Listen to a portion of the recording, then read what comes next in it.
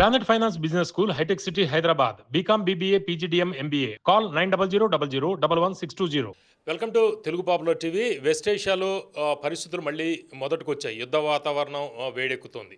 Islamabad talks fail అవడంతో Hormuz స్ట్రైట్ని close చేస్తున్నట్టు ఇరాన్ ప్రకటించింది. హర్మూజ్పై నావెల్ బ్లాకేడ్ ప్రకటించారు ట్రంప్. నిన్న మొన్నటిదాకా యుద్ధ వార్తలన్నీ కూడా పత్రికల్లో, టీవీల్లో కూడా చిన్న వార్తలు అయిపోయాయి. పత్రికల్లో అయితే లోపల పేజీలోకి వెళ్ళిపోయాయి. అయితే ఒక్కసారి ఇస్లామాబాద్ టాక్స్ ఫెయిల్ అవడంతో మళ్ళీ హెడ్లైన్స్ అయిపోయాయి. పత్రికల్లో బ్యానర్ ఐటము ఇదే అవుతున్న పరిస్థితి. అయితే రానున్న రోజుల్లో ఈ స్ట్రైట్ ఆఫ్ హర్మూజ్ జరుగుతున్న పరిణామాల నేపథ్యంలో పెట్రోల్, డీజిల్ కొరత తప్పదు అనేది కూడా వార్తలు వస్తున్నాయి. మొత్తం దీని ధరలు కూడా పెరుగుతాయని కూడా పత్రికల్లో కథనాలు వస్తున్న నేపథ్యంలో ఇప్పుడు మనతోటి ఉన్నారు సురేష్ కొచ్చటిల్ గారు, జియో పొలిటికల్ అనలిస్ట్. అసలు యుద్ధం భవిష్యత్ ఏంటి అనే అంశాల గురించి మనం మాట్లాడదాం. నమస్కారం. నమస్కారం. సార్, ఇప్పుడు ఈ ఇస్లామాబాద్ టాక్స్ ఫెయిల్ అయ్యాయి. దీన్ని మనం ఎట్లా అర్థం చేసుకోవాలి? డిప్లొమసీ ఫెయిల్యూర్ అనుకోవాలా, లేకపోతే ఈ అవుట్కమ్ని ముందే గమనించారంటారా? ఇది వీళ్ళు ఫిక్స్ అయిపోయింది అవుట్కమ్ ముందే అందరికి తెలిసింది. పవన్ గారు ఎప్పుడు ఒక ఫస్ట్ నెగోషియేషన్ నడుస్తున్నప్పుడు రెండు టీమ్స్ అర్థం చేసుకుంటారు వాళ్ళ వాళ్ళ పొజిషన్స్ని. ఓకే, మీరు ఇక్కడ ఉన్నారు, వాళ్ళు ఇక్కడ ఉన్నారు. ఈ మ్యాక్సిమలిస్ట్ పొజిషన్ని అడ్జస్ట్ చేసుకోవాలంటే, దగ్గర రావాలంటే మీకు టైం పడుతుంది. ఒక రోజులో కాదు, అది కూడా 21 గంటలు అసలు కాదు. మీరు జేసీఓపీ చెప్పి ఒక అగ్రిమెంట్ ఉండే 2015లో ఒబామా అడ్మినిస్ట్రేషన్ టైంలో ఇరాన్ ఇదే యురేనియం ఇష్యూ గురించి 21 నెలలు, ఇక్కడ 20 గంటలు మాట్లాడారు, అక్కడ 21 నెలలు నెగోషియేట్ చేసిన తర్వాత ఒప్పందం చేశారు ఇరాన్. ఆ ఒప్పందం మీకు తెలుసుంటుంది. దాని ట్రంప్ వచ్చిన తర్వాత దాన్ని చించి పట్టేస్తున్నారు. ఆ ఒప్పందంలో ఏమన్నారంటే, ఇరాన్ మా దగ్గర ఉన్న యురేనియం మనం ఒక 100 కిలోలు అనుకుందాం. ఆ టైంలో 100 కిలోల్లో 98 కిలోలు మీకు ఇచ్చేస్తాం, ఐఏఈకి ఇచ్చేస్తాం, మాకొద్దు, మేము 2% ఉంచుకుంటాం మా దగ్గర. ఆ 2%లో మేము మాకు కావాల్సిన యురేనియం ప్లాంట్ ఒకటి ఇప్పుడు రష్యా నడిపిస్తున్నారు, అది ఇరాన్లో. ఆ ప్లాంట్లో యూజ్ చేయడానికి మేము 3.67% అది చాలు యురేనియం ప్యూరిటీ చేసుకుంటామని చెప్పారు. ఒప్పందం కూడా చేసుకున్నారు. ఇరాన్కి కొంచెం డబ్బులు రిలీజ్ చేశారు యుఎస్ వాళ్ళ సీజ్ చేసిన అసెట్స్ నుంచి. ఇది చాలా మంచి ఒప్పందం ఉండేది పవన్ గారు. ఎందుకంటే ఇట్లాంటి ఒప్పందం ఇప్పుడు చేయలేరు, ప్రసక్తే లేదు. ఇప్పుడు ఈ 3.67 అని ఇరాన్ ఇప్పుడు అగ్రీ చేయరు, అసలు 10% అంటే కూడా అగ్రీ చేయరు వాళ్ళు. అయితే వీళ్ళు చెప్తుంది జీరో న్యూక్లియర్ క్యాపబిలిటీ అంటున్నారు. సాధ్యం ఇది కాదు. ప్రతి దేశం వాళ్ళ వాళ్ళ సెక్యూరిటీ చూసుకుంటారు. మనం కూడా అంతే, పాకిస్తాన్ కూడా అంతే, మీరు కావాలంటే నార్త్ కొరియా కూడా అంతే. ఇవాళ నార్త్ కొరియా దగ్గర ప్రెసిడెంట్ ట్రంప్ వెళ్ళి ఇట్లాంటి ధమ్కీలు ఎందుకు ఇవ్వట్లేదు? వాళ్ళ దగ్గర ఉంది కాబట్టి. వాడు అంటాడు, ఇక్కడ రా నేను చూపిస్తాను నీకు అని చెప్పి, నేను న్యూయార్క్ మీద ఒక బాంబు వేస్తా అంటాడు. ఏం చేస్తారు మీరు? మీకు ఎవరి దగ్గర ఆయుధాలు ఉన్నాయో, న్యూక్లియర్ వెపన్స్ ఉందో, మీరు వాళ్ళ దగ్గర వెళ్ళి ఆడరు.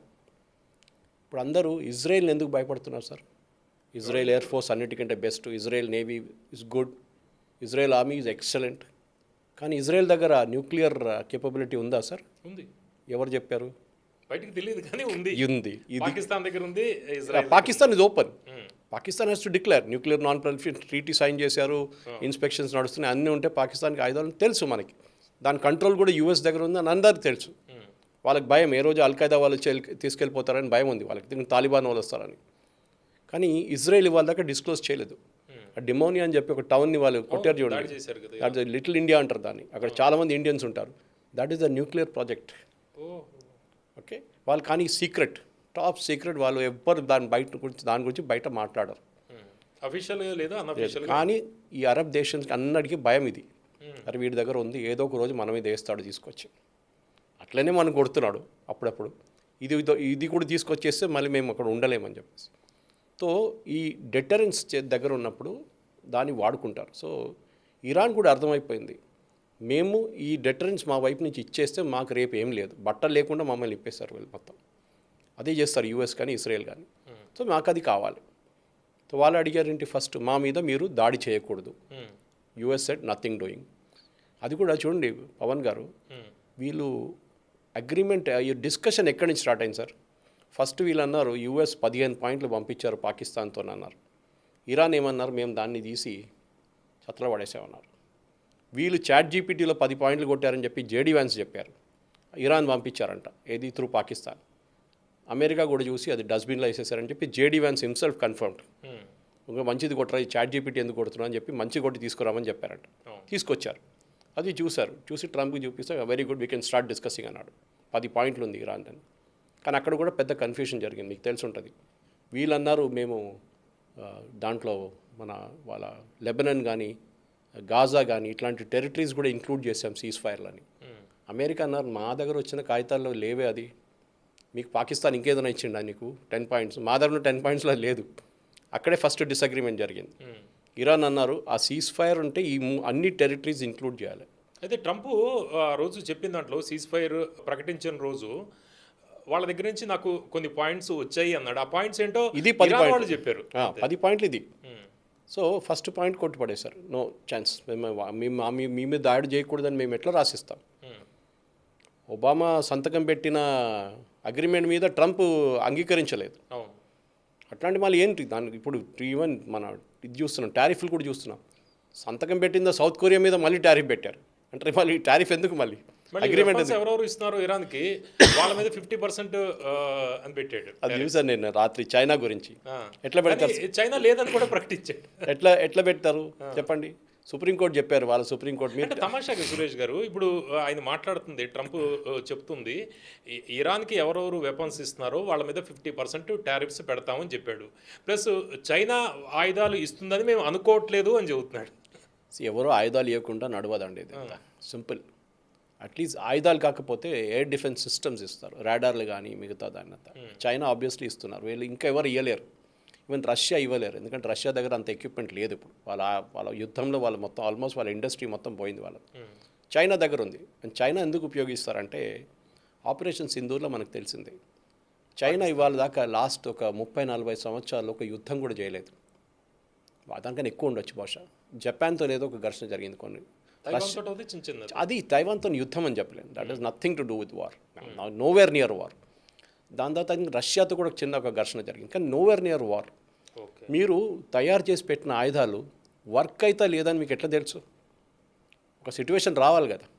అంటే టెస్టింగ్ హబ్ లాగా ఇరాన్ వాడుకుంటున్నాం మనం. ఆపరేషన్ సింధూర్ వచ్చినప్పుడే మనకు తెలిసింది మన బ్రహ్మోస్ ఎట్లా పనిచేస్తుందని. దానికన్నా ముందు బ్రహ్మోస్ టెస్టింగ్ చేస్తాం, సీలో కొడతాం, అక్కడ చేస్తాం, ఇక్కడ చేస్తాం, కానీ రియల్ లైఫ్ ఎన్వైరన్మెంట్లో లేదు అది. అంటే ఇరాన్ ల్యాబొరేటరీ అయిపోయింది వాళ్ళకి. పాకిస్తాన్ కూడా, పాకిస్తాన్కి డిఫెన్స్ ఎక్విప్మెంట్ ఇచ్చారు, J-15 J-17 ఇచ్చారు.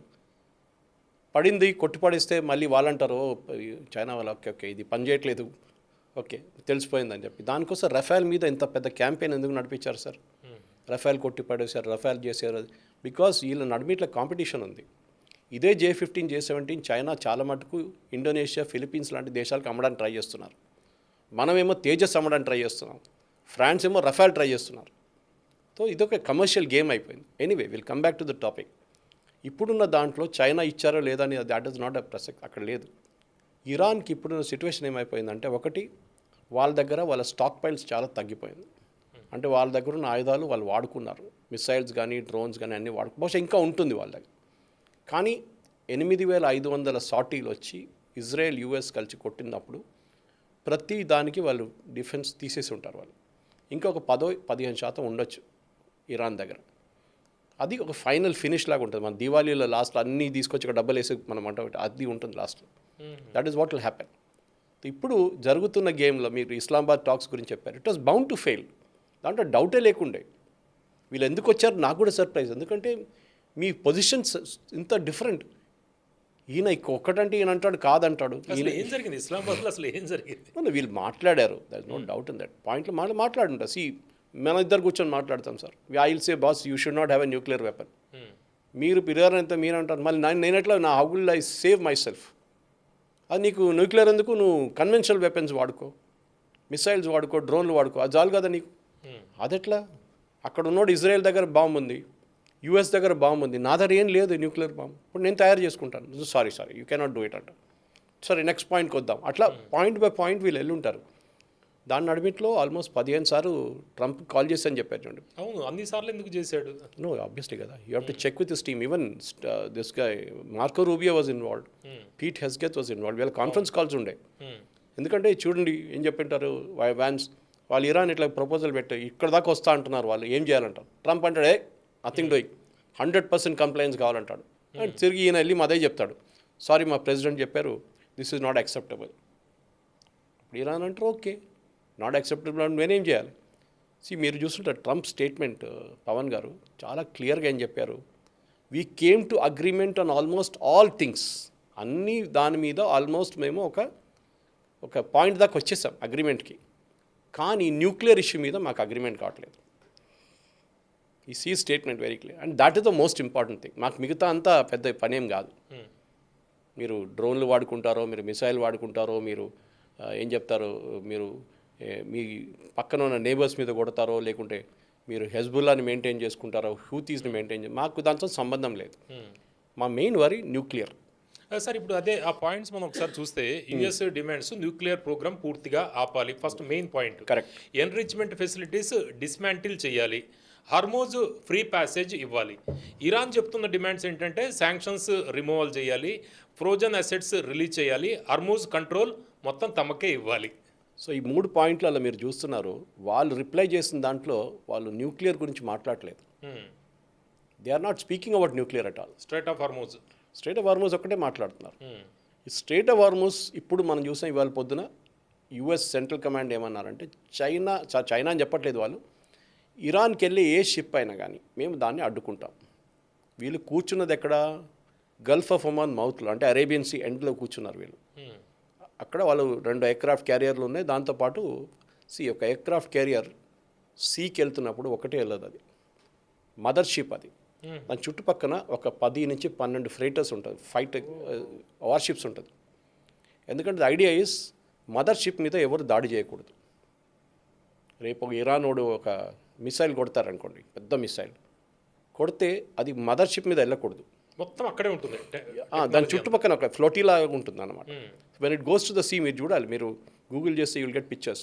ఎయిర్క్రాఫ్ట్ క్యారియర్ వెళ్తే ఇటుపక్క అంతా 4 షిప్లు ఉంటాయి ఎస్కాట్ లాగా. మన పిఎం వెళ్తున్నాడు, ఎస్కాట్ ఎట్లా ఉంటుంది, వాళ్ళ సెక్యూరిటీ అట్లా ఉంటుంది అనమాట. సో ఆ బ్యాటిల్ గ్రూప్ అంటారు దాన్ని. ఆ battle group 2 battle groups already అక్కడ ఉంది ఒమాన్లో, గల్ఫ్ ఆఫ్ ఒమాన్ దగ్గర కూర్చున్న వాళ్ళు. సో వాళ్ళు అడుకోవచ్చు ఈజీగా, నాట్ అ బిగ్ ప్రాబ్లం. కానీ రేపు చైనా ఒక షిప్ పంపిస్తారు. Let us look at hypothetical situation. China ఒక షిప్ పంపిస్తారు, వాళ్ళు అడుగుతారు ఎక్కడ వెళ్తున్నారు? స్ట్రేట్ నేను కర్గ్ ఐలాండ్ వెళ్తున్నాను. ఎందుకు? ఇరానియన్ ఆయిల్ తీసుకోవడానికి. వెళ్ళలేం, నో వీ వోంట్ అలౌ అంటాడు. నేను చైనా, నన్ను అలౌ చేయవా అంటాడు. వాడు ఫోన్ చేస్తాడు బీజింగ్కి, వాడంటే నేను 2 వార్షిప్లు పంపిస్తున్నా, చూద్దాం వాళ్ళు ఎట్లా ఆపుతారు. అక్కడ విల్ బికమ్ ఎ ఫైట్. అంటే ఇరాన్కి ఇదివరకు రన్నింగ్ ఏవైతే ఉన్నాయో అవి వీళ్ళు ఆపేస్తారు, అంతే కదా? అదే ఇరాన్ వీళ్ళ అల్లైస్ షిప్పులేమో ఇరాన్ వాడు కొడతాడు. ఇరాన్ వాడు కొట్టడానికి వెయిట్ చేస్తున్నారు. కొట్టగలడా? కొడితే US will use it as an excuse, saying యుద్ధం మొదలైంది మళ్ళీ. మేమేం చేయలేదు, మేము షిప్పులను అడ్డుకున్నాం అంతే. కానీ ఒక షిప్ పాపం వస్తున్నప్పుడు దాన్ని కొట్టేశారు ఇరానోడు, అట్లెట్లా ఊరుకుంటాడు? We will not accept it. అంటే సురేష్ గారు, ఇది ఓవరాల్గా ముందర అంటే ఈ టాక్స్ ముందర ఎలా ఉండేది అక్కడ పరిస్థితి, ఇప్పుడు ఎలా ఉంటుంది, రెండిట్లకి మనం ఒకసారి ఈజీగా అర్థమయ్యేటట్టు ఒకసారి చెప్తే మనం. మొన్నటిదాకా ఎట్లా ఉండే అంటే స్ట్రైట్ ఆఫ్ హార్మోజ్ మొత్తం ఇరాన్ ఆధీనంలో ఉంది, అటు నుంచి ఏవి రాకుండా వాళ్ళు అడ్డుకున్నారు. దానివల్ల అందరికీ కూడా ప్రపంచంలో అటువైపు నుంచి వచ్చే నౌకలన్నీ కూడా రాకపోకలు ఆగిపోయాయి. ఇప్పుడు మీరు చెప్పేదాని ప్రకారం యుఎస్ ఇవన్నీ కూడా షిప్స్ అన్నీ కూడా అక్కడికి వస్తాయి.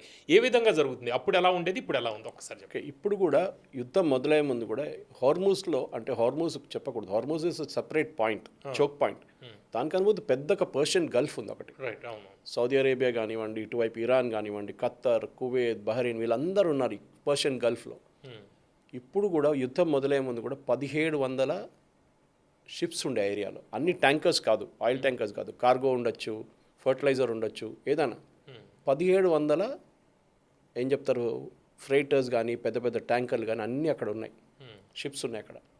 కొన్ని షిప్స్ అయితే లోడ్ చేసుకొని వారాలు వెయిట్ చేస్తున్నారు. వాళ్ళ క్రూకి నీళ్ళు కూడా దొరకట్లేదంట, ఎందుకంటే వీరు పోర్ట్ దగ్గర రాకుండా అంటున్నారు. సౌదీ అరేబియా పోయి మా పోర్ట్ దగ్గర రాకండి, మళ్ళీ ఆ ఇరాన్ వాడు పిచ్చోడు మళ్ళీ మా మీద కొడతాడు మళ్ళీ అని చెప్పి, నువ్వు అక్కడే ఉండు, సీలోనే ఉండు. ఫస్ట్ ఇరాన్ వాళ్ళు మొదట్లో చెప్పింది యుఎస్ వాళ్ళ అల్లైస్ ఎవరు ఇటువైపు రాకూడదు అంది. ఇప్పుడు అవన్నీ ఆపేస్తుందా ఇప్పుడు ఇరాన్? వీళ్ళు దాన్ని పంపించగలరు. యూఎస్కి ఎక్కువ షిప్స్ లేవు సార్ ఆ ఏరియాలో, యూఎస్కి ఎక్కువ షిప్స్ లేవు. వీళ్ళు అలైస్ కూడా అన్నారు, అలైస్ అన్నారు. ఇప్పుడు మీరు అలైస్ని డిఫైన్ చేయడం కూడా చాలా డిఫికల్ట్. ఓకే, ఇటలీ మీ అలైనా? ఇటలీ అని చెప్పారు, మేము ఓవర్ఫ్లయింగ్ రైట్స్ ఇవ్వము యూఎస్కి అని చెప్పారు. అప్పుడు అలైజ్ అవుతారా, మీరు ఫ్రెండ్స్ అవుతారా? ఇరాన్తో ఫ్రెండ్స్ అవుతారు. ఇప్పుడు మన షిప్స్లో అలౌ చేస్తున్నారు వాళ్ళు. పాకిస్తాన్ షిప్ నిన్ను అడ్డుకున్నారు వాళ్ళు. పాపం టాక్స్ కండక్ట్ చేసిన ఇస్లామాబాద్లో డబ్బులు లేని అడుక్కొని తిన్న పాకిస్తాన్ టాక్స్ కండక్ట్ చేశారు. ఇప్పుడు ఒక జోక్ కూడా నడుస్తుంది, దానికోసం బిల్లు కూడా కట్టకుండా వెళ్ళిపోయింది అందరని చెప్పేసి హోటల్ బిల్లు. షబాజ్ షరీఫ్ ఏడుస్తున్నా అంట, ఎవరు కడుతుంది బిల్లు అని చెప్పేసి సరీనా హోటల్లో. అదొకటి ఉంది. సో పాకిస్తాన్ షిప్ని అడ్డుకుంటున్నారు. So it is not a planned way, general వేలో చేస్తున్నారు వీళ్ళు. ఓకే, సో ఇప్పుడు ఇండియా నుంచి ఎందుకు ఇండియన్ షిప్స్ ఎందుకు అలౌ చేస్తారు వాళ్ళు? మనతో అంత పెద్ద ప్రేమ ఏం లేదు వాళ్ళకి. కానీ మెడిసిన్స్ కావాలంటే ఇండియా సప్లై చేస్తారు. అలై కాదు కాబట్టి క్విట్ ప్రొకో అలై కాదు, it's a different thing. We are very close to US also, no problem. కానీ వాళ్ళకి కావాలి, మనతో పని ఉంది. మెడిసిన్స్ కావాలంటే మనం సప్లై చేస్తాం. ఆల్రెడీ ఒక కన్సైన్మెంట్ సప్లై చేస్తాం మనం, ఎయిర్క్రాఫ్ట్ తీసుకొని. ఇంకా కావాలంటే మళ్ళీ సప్లై చేస్తాం మనం. మొన్న వాళ్ళ ఎయిర్క్రాఫ్ట్ ఒకటి పంపించడానికి, ఇండియాకి పంపించడానికి వెయిట్ చేసిన ఎయిర్క్రాఫ్ట్ని యూఎస్ కొట్టారు తెహరాన్లో ఎయిర్పోర్ట్లో ఉన్నప్పుడు. ఇండియాకి బయలుదేరడానికి ఇంకా హాఫ్ అన్ అవర్ ఉంది అంతే, ఆ ఎయిర్క్రాఫ్ట్ని కొట్టారు వాళ్ళు. That is a cargo aircraft. So ఈ పరిస్థితుల్లో ఇరాన్ ఏమంటారు, మీరు అడ్డుకున్నారు కదా బయట, మీరు చెప్పిన హైపోథెటికల్ సిచ్యువేషన్ ప్రకారం ఒక ఫ్రెంచ్ షిప్ వస్తుంది, ఫ్రెంచ్ ఫ్లాగ్డ్ షిప్ ఆయిల్ తీసుకొని వస్తున్నారు. ఇరాన్ దాన్ని కొడతారా లేదా? కొట్టిందనుకోండి అది మంట పట్టుకుంటుంది, it will go up in flames. దాన్ని యూఎస్ ఒక ఎక్స్క్యూజ్గా వాడుకుంటారు.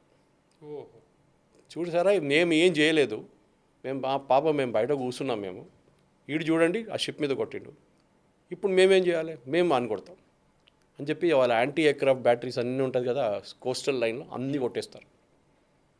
వాళ్ళ ఆల్రెడీ మీరు చూసుంటారు 2 రోజుల ముందు వాళ్ళ 2 వార్షిప్స్ ఎంటర్ అయ్యి మళ్ళీ వెళ్ళిపోయారు. మొన్న ఒక డ్రోన్ కనిపించలేదని చెప్పి మీరే నాకు చెప్పారు ఆ రోజు న్యూస్ ఒకటి, అది కన్ఫర్మ్ అయింది రాత్రికి. న్యూస్ మిస్సింగ్, అది పోయిందో లేదో తెలియదు, అది స్విచ్ ఆఫ్ చేసి ఉంటారు. అంటే ట్రాన్స్పాండర్ ఆఫ్ చేసేసి ఉంటాడు. ఇది డిటెక్ట్ చేయాలంటే ట్రాన్స్పాండర్ ఆన్ ఉండాలి ఎయిర్క్రాఫ్ట్లో. సో ట్రాన్స్పాండర్ ఆఫ్ చేస్తే ఎవరికి రాడార్లో కనిపించదు మళ్ళీ. సో దిస్ పర్టికులర్ డ్రోన్ మీరు చెప్పింది 50,000 feet దాకా పనిచేస్తుంది. 1000 కోట్లు అంట. And it can work for 24 hours without a break. Human being లేరు కదా దాంట్లో. 24 గంటలు 50,000 feet నుంచి కూడా పనిచేయొచ్చు అంట అది, స్ట్రాటోస్ఫియర్ నుంచి. So it can work efficiently. Anyway, so ఇప్పుడు ఈ జరిగింది హైపోథెటికల్ సిచ్యువేషన్ కొట్టారు. అదే అంటారు యుఎస్ యుద్ధం మళ్ళీ మొదలైంది, మేమైతే సీజ్ఫైర్ ఉల్లంఘించలేదు, వీళ్ళు చేశారు, ఇప్పుడు మేము వీళ్ళ మీద దాడి చేస్తాం. ఇజ్రాయెల్ కూడా వెయిట్ చేస్తున్నారు ఆపర్చునిటీ కోసం, ఎందుకంటే అక్కడ వాళ్ళ గొడవ హెజ్బుల్లాతో ఉంది. ఓకే, నో మేము అందరూ అనుకుంటాం ఇది ఫస్ట్ టైం జరిగింది స్ట్రేట్ ఆఫ్ హార్మోస్లో, ఫస్ట్ టైం ఇట్లా యుద్ధం జరిగింది, ఫస్ట్ టైం ఆపారంటే కాదు. 1951లో జరిగింది ఇది ఫస్ట్ టైం. 1951లో మొహమ్మద్ మొసఫ్జై అని చెప్పి వాళ్ళకి చాలా పాపులర్ ప్రైమ్ మినిస్టర్ ఉండే ఇరాన్కి, very popular man, honest, corrupt కాదు, డెమోక్రసీలో ఎలక్షన్లో గెలిచి వచ్చిన ప్రైమ్ మినిస్టర్. కానీ అప్పుడు మేజర్ పవర్ ఆ ఏరియాలో యూకే ఉండే, యునైటెడ్ కింగ్డమ్. వాళ్ళు అప్పుడే ఆ ఏరియాలో ఆయిల్ ప్రాస్పెక్టింగ్ మొదలైంది, 1940s 50s నుంచే మొదలైంది అనుకోండి. సో వీళ్ళ దగ్గర డబ్బులు లేవు అరబ్ కంట్రీస్ దగ్గర. సో వాళ్ళు ఏం చేస్తారంటే బ్రిటిష్ కంపెనీస్, పెద్ద పెద్ద కంపెనీస్ ఉన్నారు, వాళ్ళని పిలిపించారు, మీరు వచ్చి ప్రాస్పెక్ట్ చేయండి, 100 వెల్ డిగ్ చేస్తే 10 వెల్లో 15 వెల్లో ఆయిల్ వస్తుంది, మీరు తీసుకెళ్ళిపోండి, మాకు రాయల్టీ ఇవ్వండి అని. సౌదీ అరేబియా కానీ, కువైత్ కానీ, బహ్రెయిన్ కానీ, ఖత్తర్, వీళ్ళందరూ. ఇరాన్ కేసులో ఏమైందంటే ఇరానియన్ అప్పుడున్న ఈ ప్రైమ్ మినిస్టర్ మొహమ్మద్ మసీ ఆయన అన్నారు, మీరు తీసుకెళ్తున్నారు, మాకేమి ఇవ్వట్లేదే అన్నారు. మేము మీకు ఇవ్వాలమని చెప్పారంట. And that company was called one Iranian oil company ఉండేది ఒకటి. ఆ కంపెనీ మీద ఈయన ఏం చేసింది, కోపం వచ్చింది ఈయనకి, ప్రెసిడెంట్కి, ఏంట్రా నువ్వు ఇట్లా మాట్లాడుతున్నావు, మీరు ఇట్లా మాట్లాడుతున్నా అని చెప్పి he nationalised it. Anglo Iranian oil company nationalise చేసేసాడు. అంటే గవర్నమెంట్ టేక్ ఓవర్ చేసుకుని, ఇరానియన్ గవర్నమెంట్. బ్రిటన్కి కోపం వచ్చింది, యూకేకి, అచ్చా మా కంపెనీని నేషనలైజ్ చేస్తావా, మేము స్ట్రేట్ ఆఫ్ హార్మోస్ బ్లాక్ చేస్తాం. మనం ఇప్పుడు వింటున్నా, అప్పుడు జరిగింది అది. అంటే ఏంటి, మీరు ఆయిల్ డిగ్ చేసుకుంటారు, మీరు నేషనలైజ్ చేసుకున్నారు, మీ ఎంప్లాయీస్ని పెట్టుకుంటారు, మీరు చేస్తారు, కానీ మీరు తీసుకెళ్ళాలి కదా బయటికి, ఎట్లా తీసుకెళ్తారు, మేము అడ్డుకుంటున్నాం, స్ట్రేట్ ఆఫ్ హార్మోస్ బ్లాక్డ్. అది బ్రిటన్ ఫస్ట్ టైం చేశారు. అప్పుడు తెలిసింది 1951. మనం అనుకుంటాం ఇది ఇరాన్కి ఇదంతా తెలియదని, తెలుసు, హిస్టరీ ఈజ్ దేర్, వాళ్ళతోనే జరిగింది, ఇది రెండోసారి జరుగుతుంది ఇప్పుడు. ఎంత కష్టం వస్తుందో వాళ్ళకి అర్థమైంది అప్పుడు. 53 దాకా నడిచింది సార్ ఇది 2 సంవత్సరాలు. అంత మీరు చెప్పినట్లు ఆ టైంలో అంత పెద్ద లేదు. ఏం చెప్తారు డిమాండ్ లేకుండా ఆయిల్కి అంతా. సో 1953 దాకా 53లో ఈ ప్రెసిడెంట్ని ఒక కూలో వీళ్ళు డిస్మిస్ చేసేసారు, తీసి ఆయన జైలు వేసేసారు పాపం. ఇంత పాపులర్ మనిషిని ఎందుకు ఇది అడ్డుకున్నారని చెప్పి. అదొక సిఐఏ ఆపరేషన్ ఉండే, సిఐఏ అండ్ MI6 అంటే బ్రిటిష్ ఇంటెలిజెన్స్. వీళ్ళిద్దరు కలిసి చేశారు. ఖర్చు అయిన డబ్బులు $3 మిలియన్ ఆ టైంది. చాలా ఎక్కువ. అంటే వాళ్ళందరికి డబ్బులు ఇవ్వాల్సి వచ్చింది కదా అక్కడ కూ చేసిన వాళ్ళకందరికి, ఆర్మీ గిర్మీ వాళ్ళు. ఈయన జైలు వేసేసారు. ఇంకొక మనిషిని తీసుకొచ్చి కూర్చోబెట్టారు. ఆయన పేరు షా ఆఫ్ ఇరాన్ రెజా పెహ్ల్వీ. 53లో ఆయన ఏం చేశాడు రాగానే ఫస్ట్ వీళ్ళ డిమాండ్, ఆయన మంచే కదా, డీనేషనలైజ్, మళ్ళీ బ్రిటిష్కి వెళ్ళిపోయింది. Today that company is called British petroleum, BP. ఆ BP కంపెనీలో అమెరికా ఇంత సహాయం, ఆ టైం అమెరికా పెద్ద పవర్ కాదు, ఓకే, నేవల్ పవర్ కాదు. సో అమెరికా హెల్ప్ చేశారని చెప్పి, సిఐఏ ఆపరేషన్ కాదని చెప్పి బ్రిటిష్ గవర్నమెంట్ ఈ BP కంపెనీ, అప్పుడు ఇంకో పేరుండే, ఆ కంపెనీలో 30% స్టేక్ ఇచ్చారు అమెరికాకి. ఇవాళ కూడా అమెరికాకి ఆ స్టేక్ ఉంది BPలో. అందుకే షా ఆఫ్ ఇరాన్ చేసిన ఇవన్నీ వీటితోటే రివల్యూషన్ వచ్చింది. అది. సో మనం మాట్లాడుతున్న ఒక సిచ్యువేషన్లో హిస్టరీ రిపీట్స్ ఇట్ సెల్ఫ్ అంటారు. అవును, ఇది పునరావృతం, చరిత్ర పునరావృతం. సో ఇప్పుడు మీరు అడిగిన ప్రశ్నకి ఇస్లామాబాద్ టాక్స్ ఫెయిల్ అవుతుంది అందరికీ తెలిసే. మళ్ళీ ఎందుకు వెళ్ళారని ప్రశ్న ఒకటి ఉంటుంది. వెళ్ళకపోతే ప్రాబ్లం అవుతుందని చెప్పి వెళ్ళాము మేము మా వైపు నుంచి ఉన్న ప్రయత్నాలు అన్నీ చేశామని 2 సైడ్లు అంటున్నారు. అమెరికా కూడా అంగీకరిస్తున్నారు, మేము కూడా అన్ని ప్రయత్నాలు చేశాము, కానీ ఇరాన్ అంగీకరించట్లేదు. అంటే సురేష్ గారు, ఇప్పుడు భారీ దాడులు, భారీ యుద్ధానికి ట్రంప్ వెళ్ళబోతున్నాడా? ఆ ముందర ఇదంతా కూడా ఒక డ్రామా లాగా ఒకటి క్రియేట్ చేశాడా? అంటే యుద్ధాన్ని ఆపడానికి ట్రంప్ చాలా ట్రై చేస్తున్నాడు, కానీ ఇరాన్ ఒప్పుకోవట్లేదు అని ఒక చెడు పేరు ట్రంప్కి రాకుండా ఒక డ్రామానా ఇదంతా భారీ యుద్ధం? సార్ ట్రంప్ మీద డొమెస్టిక్లీ ఆయనకు చాలా ప్రెషర్ ఉంది. అమెరికాలో ఆయనకి వ్యతిరేకంగా ఈ యుద్ధం స్టార్టింగ్ నుంచి చాలా మటుకు అబ్జెక్షన్. ఇప్పుడు 64% మంది దాన్ని అబ్జెక్ట్ చేస్తున్నారు. లాస్ట్ 2 వీక్స్ క్రితం 60% ఆయన ఓన్ మెగా సపోర్ట్ బేస్ కూడా పోయింది ఇప్పుడు. వాళ్ళు కూడా చాలా మంది, ఎందుకంటే అమెరికాలో ప్రతి ఫ్యామిలీ దాని ఇంపాక్ట్ ఫీల్ అవుతున్నారు. మీరు ఒక గ్యాస్ స్టేషన్కి వెళ్ళి మీరు పెట్రోల్లో లేకుంటే మీరు డీజిల్లో లేకుంటే గ్యాస్ ఫిల్అప్ చేసుకుంటే మీకు దాని కాస్ట్ అర్థమవుతుంది. మరి ఎందుకు ఇంత గట్టిగా పట్టుకుంటున్నారు ఈ పాయింట్లు? అదే ఒకటి ఉంటుంది, మన GHMC వాళ్ళకు బోర్డు పెడతారు ఇక్కడ ఫ్లైఓవర్ పని నడుస్తున్నప్పుడు, short term pain long term gain అని చెప్పి. Short term pain long term gain అంటే కొంచెం కష్టపడాలి ఇప్పుడు, కానీ మీకు మంచి ఫ్లైఓవర్ వస్తే మీరు మంచిగా వెళ్ళొచ్చు పైకి. ఇదే పాలసీ ట్రంప్ది. ట్రంప్ ఏమంటున్నా అంటే వీళ్ళని ఇట్లా ఎడిసేస్తే వీళ్ళు మా తల మీద కూర్చుంటారు రేపు, వన్స్ అండ్ ఫర్ ఆల్ వీళ్ళని ఫినిష్ చేసేసేయాలి. దానికి 2-3 వారాలు ప్రాబ్లం ఉంటుంది. దాని తర్వాత ఆయిల్ మీకు ఎంత కావాలి మీకు డిస్కౌంట్ ఇచ్చేస్తాను నేను మొత్తం ఆయిల్ అంటాడు.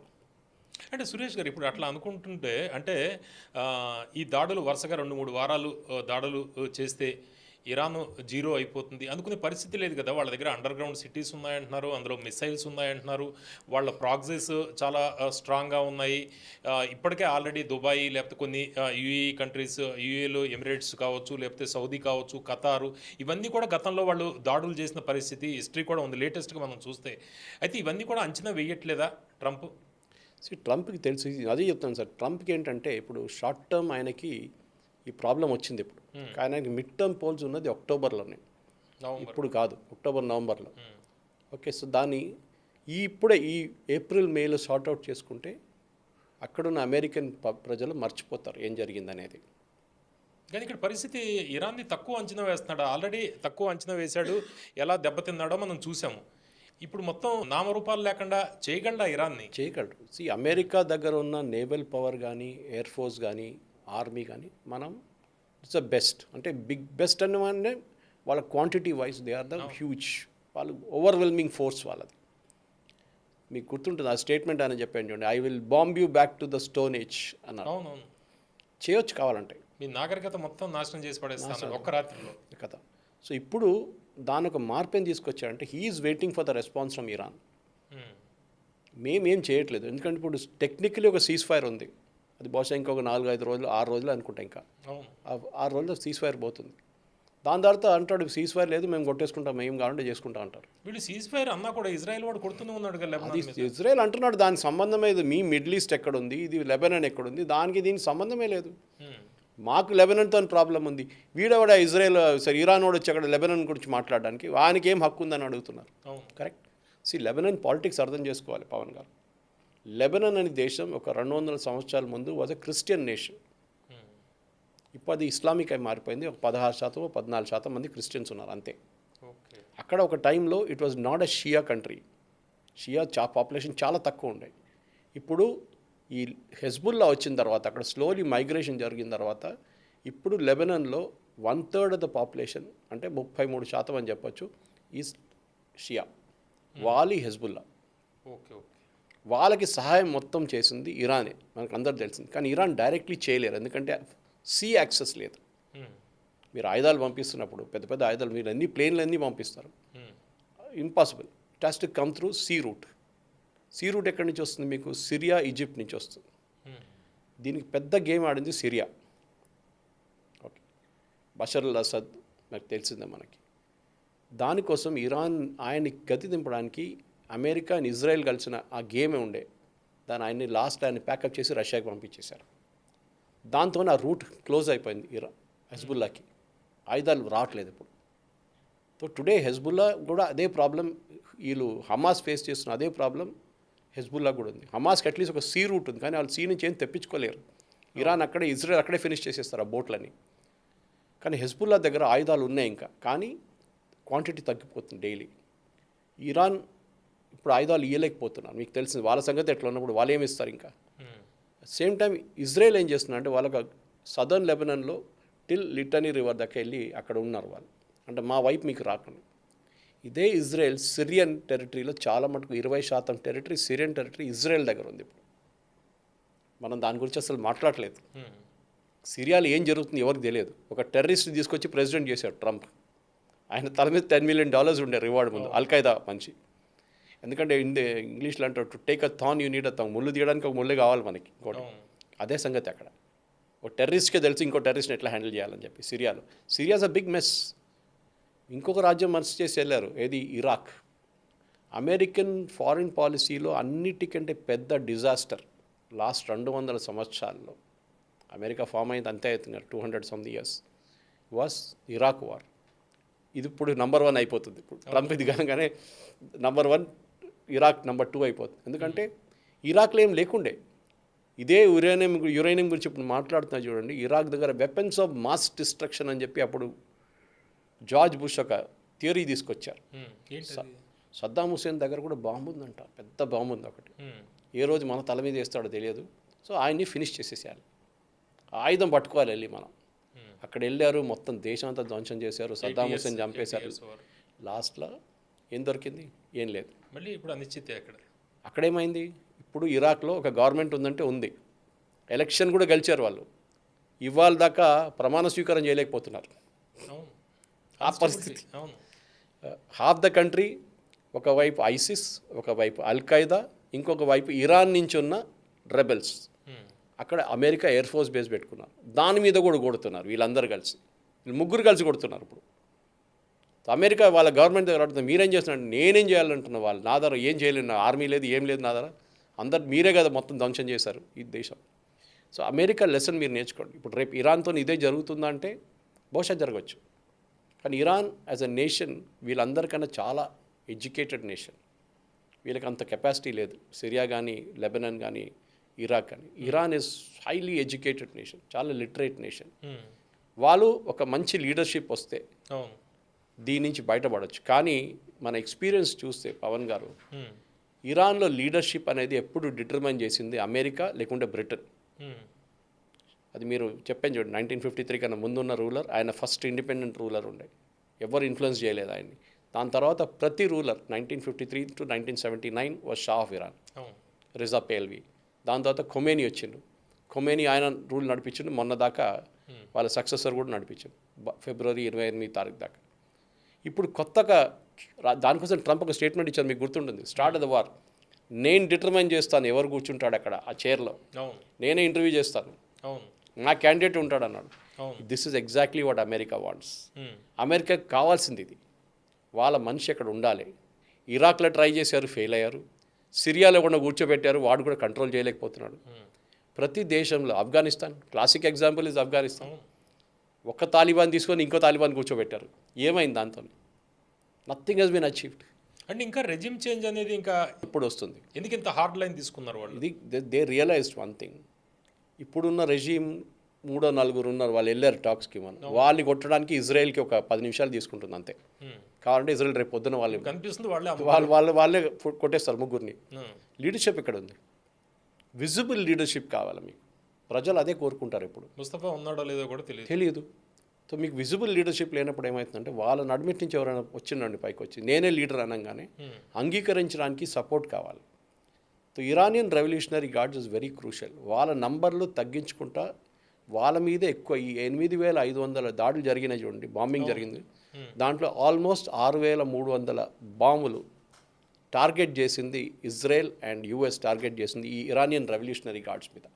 వాళ్ళ పోస్టులు, వాళ్ళ కమాండ్ పోస్టులు, వాళ్ళ పోలీస్ స్టేషన్స్, వాళ్ళ కమాండ్ సెంటర్స్ అన్నీ కొట్టేసాడు.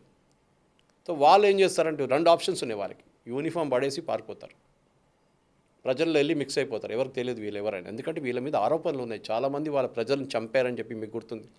ట్రంపే అంటున్నాడు 45,000 మంది. 45 కాదు, వాళ్ళ కౌంట్ ప్రకారం కూడా ఇరానియన్ సిటిజన్స్ కౌంట్ ప్రకారం 12 నుంచి 13,000. అది కూడా చాలా పెద్ద ఫిగర్. ఒక్క మనిషి చనిపోతే కూడా ట్రాజడీ అది. కానీ వాళ్ళకు రేపు హ్యూమన్ రైట్స్ క్రైమ్స్ అది ఇది అని చెప్పి వాళ్ళ మీద ఏదైనా ట్రయల్ జరిగితే వాళ్ళకి భయం ఉంది. లేకుంటే పబ్లిక్ వాళ్ళు రోడ్డు మీద కొట్టేస్తారు వాళ్ళు. బంగ్లాదేశ్లో జరిగినట్ల. బంగ్లాదేశ్లో 71 వార్లో మీకు గుర్తుండేది. పాకిస్తాన్ సంగతి ఏమైందని రోడ్డు మీద కొట్టారు ప్రజలు అక్కడ. అఫ్కోర్స్ ముక్తి బాహిని మనం ట్రైన్ చేసిన వాళ్ళు ఉన్నారు చాలామంది దాంట్లో. సో హిస్టరీ ఉంది పవన్ గారు. చాలా మటుకు ఎగ్జాంపుల్స్ ఉన్నాయి. చెప్పకపోతే ఇంకొక 1 అవర్ పడుతుంది. నేను 3-4 కంట్రీస్ ఎగ్జాంపుల్ ఇచ్చాను మీకు. మనం వియట్నాం గురించి అసలు మాట్లాడలేదు ఇక్కడ. Which was the major American policy failure. Major policy. 19 సంవత్సరాలు పోరాడి ఓడిపోయిన దేశం వియట్నాం. అమెరికా 3,500 ఎయిర్క్రాఫ్ట్ పోయింది వాళ్ళది. 4,000 హెలికాప్టర్స్ పోయారు. లక్షలాది వేలాది మంది వాళ్ళ సైనికులు చనిపోయారు. కౌంట్ లేదు. సో యూ కెన్ ఇమాజిన్ అట్లాంటి పరిస్థితి నుంచి ఇప్పుడు America military power, this no doubt. వాళ్ళ మిలిటరీ పవర్ వాళ్ళ దగ్గర నుంచి వాళ్ళు చూపించారు కూడా ఎట్లా కేపబిలిటీ ఉంది. కానీ ఒక అసిమెట్రిక్ వార్ఫేర్ వియట్నాంలో జరిగింది అదే, ఇరాక్లో జరుగుతుంది అదే. కానీ ఎక్కువ రోజులు తట్టుకోలేరు ఇరాన్. ఇంకొక 10 రోజులు బాంబింగ్ జరిగితే దే విల్ బి అవుట్. ఏం చేయలేరు వాళ్ళు. ఇంత బలమైన అమెరికాని కూడా ఇరాన్ ఇప్పటిదాకా ఎదుర్కొంది. అసిమెటిక్ వార్లో F-35 కావచ్చు, లేటెస్ట్గా F-15E కావచ్చు. వాళ్ళ ఏరియాలో వాడు పడిపోయాడు. వాళ్ళ వెపన్ ఆఫీసరు, పైలట్, ఇవన్నీ చూసాం. అయితే లెబనాన్ దగ్గర హిజ్బుల్లా ఉంది, తర్వాత ఇక్కడేమో హౌతీస్ ఉన్నారు, ఇరాక్ మిలీషియా ఉంది, ముస్లిం బ్రదర్హుడ్ ఉంది. ఎక్కడి నుంచి ఒక్క ఇరాన్ మీద దాడి చేసినా కూడా వీళ్ళు ఎక్కడి నుంచి ఏం చేస్తారో అనేది అంచనా వేయగలరా? సపరేట్గా తీసుకుందాం sir. Muslim Brotherhood, Al-Qaeda, ISIS వీళ్ళందరూ ఖత్తర్లో ఉన్నారు. హమాస్ ఆల్సో ఖత్తర్ మీద కూడా దాడి చేసింది కదా. అది చేశారు. కానీ ఖత్తర్ వాళ్ళందరూ కట్టుకున్నారని చాలా సంవత్సరాల నుంచి దీని మీద ఆరోపణ ఉండే. Khattar is the fountain head of terrorism అని చెప్పి. అది ఒక వైపు నుంచి చూస్తే కరెక్టే. హమాస్ టాప్ లీడర్స్ అందరూ ఎంజాయ్ చేస్తారు అక్కడ. లంబోగ్నీలో పోర్షల్ తిరుగుతారు ఖత్తర్లో. వాళ్ళ పాపం ఫుడ్ సోల్జర్స్ని కుక్కలా కొట్టారు ఇజ్రాయెల్ అక్కడ గాజాలో. సేమ్ విత్ ముస్లిం బ్రదర్హుడ్ ఇప్పుడు ఎక్కువ యాక్టివ్ కాదు. ఒక టైంలో వాళ్ళు యాక్టివ్ ఉండే. ముస్లిం బ్రదర్హుడ్ సౌదీ అరేబియా భయపడతారు చాలా మటుకు. పక్కన కూడా రానియరు వాళ్ళు. సో దానికి వాళ్ళ దగ్గర చాలా క్లియర్గా ఖతర్ ఏం చెప్పారంటే మీరు అందరు ఇక్కడే ఉండండి, మీరు ఇక్కడి నుంచి బయటికి వెళ్తే I cannot give you protection. Ismail Hania is a classic example of it. Iranian president చనిపోయి కొత్త ఇరానియన్ ప్రెసిడెంట్ స్వేరింగ్ ఇన్ సెరమనీకి వెళ్ళిన మనిషి ఇస్మాయిల్ హనియా. అప్పుడు హమాస్ చీఫ్. ఏమైంది సార్? అంతా ప్రమాణ స్వీకారం అంతా అయిపోయిన తర్వాత రాత్రి పాపం అది కూడా ఐఆర్జీసీ హెడ్ క్వార్టర్స్ మోస్ట్ ఏం చెప్తా సెక్యూర్ లొకేషన్లో ఒక రూమ్లో రాత్రి నిద్రపోతున్నాడు. ఆయన బెడ్ కింద బాంబు పేల్చేశారు. ఇజ్రాయెల్ చనిపోయాడు. మన పక్కన్న రూమ్లో బాడీగార్డ్కి ఏం కాలేదు. అట్లా కొడతారు ఇజ్రాయెల్. సో వీళ్ళు ఖత్తర్లో ఉన్నదాకా దే సేఫ్. ఖత్తర్ లాజిక్ ఏంటంటే వీళ్ళు ఇక్కడ ఉన్నారని చెప్పి నేను వీళ్ళని కంట్రోల్ చేసుకున్నాను. వీళ్ళు బయటికి వెళ్తే ఎవరు కంట్రోల్ చేస్తారు వీళ్ళని? వీళ్ళు ఇక్కడున్నారు, తిండి పెడుతున్నాను, డబ్బులు ఇస్తున్నాను, వీళ్ళకి బండి ఇచ్చి వీళ్ళు లావిష్ లైఫ్ స్టైల్లో ఉన్నారు. నా నిఘా 100% నా కన్ను వాళ్ళ మీద ఉంది. కానీ వాళ్ళు బయటికి వెళ్ళారనుకుంటారు వాడు ఇరాక్కి వెళ్తాడో ఇంకెక్కడికి వెళ్తాడో ఏం చేస్తాడో తెలియదు. So you should be thankful to me. అవును. మేము అందరిని మీరు అందరిని పెట్టుకొని నేను you're saving the world for you అంటున్నారు. Qatar logic, that's again skewed logic అది. సో మీరు చెప్పిన Muslim Brotherhood, Hamas, al Qaeda, ISIS వీళ్ళందరూ హెడ్ క్వార్టర్స్ ఇక్కడ. ఇన్ఫ్యాక్ట్ తాలిబాన్, మీకు గుర్తుంటుంది తాలిబాన్ పీస్ టాక్స్ నడిచినప్పుడు ఆఫ్ఘనిస్తాన్లో ఒక 2-3 సంవత్సరాల ముందు ఖత్తర్ దాన్ని నడిపించారు. ఖత్తర్ అని మీరు ఎక్కడ వెళ్ళక్కర్లేదు, అందరు ఇక్కడ ఉన్నారు. మీరు ఎందుకు వెళ్తారు? పాకిస్తాన్కి వెళ్ళారు, ఇస్లామాబాద్ వెళ్ళినట్లు వెళ్ళక్కర్లేదు. They are all here only, will talk here only అన్నారు. సో ఇప్పుడున్న పరిస్థితుల్లో I think US is just waiting. Pawan garu వాళ్ళు ఇరాన్ వైపు నుంచి చిన్న ఒక తప్పు కోసం వెయిట్ చేస్తున్నారు. నేను చెప్పాను చూడు, ఎగ్జాంపుల్ ఇచ్చి ఒక షిప్ పంపిస్తారు, డమ్మీ షిప్ కూడా ఉండొచ్చు. పర్షియన్ గల్ఫ్ నుంచి వస్తూ స్టేట్ ఆఫ్ హార్మజ్ రాగానే ఇరాన్ వైపు నుంచి ఒక మిసైల్ కొడతారు, ఆ షిప్ డిస్ట్రాయ్ అవుతుంది. అప్పుడు అమెరికా అంటారు, యుద్ధం మొదలైంది, మేమేం చేయాలి? మేమేం చేయలేదు, అదేవో షిప్ పోతుంటే వాడు కొట్టిండు, ఇప్పుడు మేము మా వైపు నుంచి కొడతాం. తప్పు వీళ్ళది లేకుండా చేసుకుంటున్నాడు. సో ఇది టిపికల్ వార్ గేమ్, ఇది మైండ్ గేమ్ అని చెప్పచ్చు. మీరు ఆపరేషన్ సింధూర్లో చూసుంటారు, మోదీ గారు 21 లొకేషన్స్ ఇచ్చినప్పుడు 9 లొకేషన్ కొట్టమన్నారు, 8 కొట్టారు మనం. సో అక్కడ కూడా చాలా మటుకు డిసిషన్ మేకింగ్ ఉండే. మనం పాకిస్తాన్ వైపు ఏం చెప్పాం, we have nothing more to do after this, అయిపోయింది ఇక్కడే, మేము టెర్రర్ అవుట్ఫిట్స్ కొట్టాం, వీఆర్ నథింగ్ టు, మీరు కూడా ఏం చేయకండి. కాదు, పాకిస్తాన్ చేశారు, ఎందుకంటే వాళ్ళకి they have to show something. అది వాళ్ళు చేస్తే తప్పు. పాకిస్తాన్ ఆ రోజు కొట్టకపోతుండే అంతా అక్కడే కూల్ అయిపోతుంది, కానీ వాళ్ళకి ఎక్కువ డ్యామేజ్ జరిగిన తర్వాత. సో ఎనిమీస్, సున్జు ఆర్ట్ ఆఫ్ వార్లో కూడా ఉంటుంది, ఈవెన్ చాణక్య నీతిలో కూడా ఉంటుంది చాలా మటుకు ఈ వార్ స్ట్రాటజీస్ గురించి. You have to always wait for your enemy to make a mistake. మీ అపోనెంట్ ఉంటారు చూడండి, ఆయన ఒక తప్పు చేయడానికి వెయిట్ చేయండి, then you can use that as an excuse. అది టిపికల్ ఆ సున్జు ఆర్ట్ ఆఫ్ వార్లో ఇక్కడ నడుస్తుంది. ఇప్పుడు అమెరికాకి తెలిసిపోయింది, ఫస్ట్ ఫేజ్లో మేము తప్పులు చాలా చేసాము, we went really aggressive. Okay, దాంతో మాకే చాలా మటుకు మా డొమెస్టిక్ ఆడియన్స్ కానివ్వండి, ఇంటర్నేషనల్ లెవెల్లో మాకు చాలా మటుకు నెగటివ్ న్యూస్ వచ్చింది. ఇప్పుడు మేకప్ చేస్తున్నాడు ఇదంతా, బికాస్ ట్రంప్ ఇప్పుడు వాళ్ళ అడ్వైజర్స్ మాటలు వింటున్నారు. దీనికన్నా ముందు అది కాదు, ట్రంప్ పక్కనంతా భజన్ మండలి ఉండే, ఆయన ఏం చెప్తే కూడా కరెక్ట్ సార్ చెప్పాడు. ఇప్పుడు వాళ్ళ జనరల్స్ కానీ వాళ్ళ అడ్మిరల్స్ కానీ వాళ్ళ మాట వింటున్నారు, ఎయిర్ ఫోర్స్ చీఫ్స్ కూడా. Look, this is the option we have, let us do this properly. ఈ స్టీవ్ విట్కాఫ్ కానీ జారెడ్ కుష్నర్ కానీ వాళ్ళు చేసిన చర్చలు కాదు. ఈసారి ఎందుకు వైస్ ప్రెసిడెంట్ వ్యాన్స్ పిలిపించారంటే the Iranian said very clearly, దీనికన్నా 2 సార్లు ముందు మేము కూర్చున్నాం వీళ్ళతోని మాట్లాడుతున్నాడు, మా తల మీద వచ్చి బాంబు వేశారు ఇరాన్లో, మేము వీళ్ళని ఎట్లా నమ్మాలి వీళ్ళిద్దరిని? వాళ్ళకి 200 పేజ్ డాక్యుమెంట్ ఇస్తే ఆడు 2 పేజీలు చూసి బాగాలేదన్నాడు స్టీవ్ విట్కాఫ్. వాడికి ఏం తెలుసు, రియల్ ఎస్టేట్ ఏజెంట్ ఆడు. జారెడ్ కుష్నర్కి అయితే ఆ ఎక్స్పీరియన్స్ కూడా లేదు. So what are you going to do? So ఇరాన్కి ఇప్పుడు పరిస్థితి ఎట్లయిపోయిందండి సార్, వాళ్ళు I think they will just surrender quietly. Surrender అని నాట్ ద ఫిజికల్ సరెండర్, వాళ్ళు రెజీమ్ చేంజ్, ఒక స్లో చేంజ్గా మీరు ఎట్లా చేశారో సిరియాలో బహుశా అదే ఒక మోడల్ ఇక్కడ కూడా వస్తుంది. వాళ్ళ నడిమిటి నుంచి ఒక లీడర్, కానీ దానికోసం ఈ సిరియాలో లేని ఒక పాయింట్ ఏంటంటే Syrian army was very powerful sir, చాలా పవర్ఫుల్ ఆర్మీ ఉండే సిరియాది. కానీ అప్పుడు కూడా వాళ్ళు ఆ యుద్ధం ఆపలేకపోయారు. వాళ్ళు అంటే వాళ్ళ మీద దాడి ఒకవైపు నుంచి ఇజ్రాయెల్ కొట్టారు, ఒకవైపు నుంచి యుఎస్ కొట్టారు వాళ్ళని. లాస్ట్ అసాద్ పారిపోయాడు. అది కూడా ఎంత బాగా అరేంజ్ చేశారు చూడండి, రష్యాకి వెళ్ళండి, మేము ఏం చేయము నిన్ను, అక్కడ లగ్జూరియస్ లైఫ్, నీ ఫ్యామిలీని మొత్తం తీసుకెళ్ళిపో, కావాలంటే నీ స్విస్ బ్యాంక్లో ఉన్న డబ్బులు కూడా తీసుకెళ్ళిపో, మేము ఎవరు ఏం చెప్పాం. ఇది వీళ్ళతో బహుశా జరగవచ్చు. ఇరానియన్ రెవల్యూషనరీ గార్డ్స్ అంటే మహాత్మాలు కాదు సార్, వాళ్ళు కూడా నంబర్ 1 కరప్ట్ ఫెలోస్. నేను చెప్పాను, దీనికన్నా మీకు గుర్తుంటుంది, ఇరానియన్ జీడిపిది 40% రెవెన్యూ కంట్రోల్ చేసేది ఐఆర్జీసీ.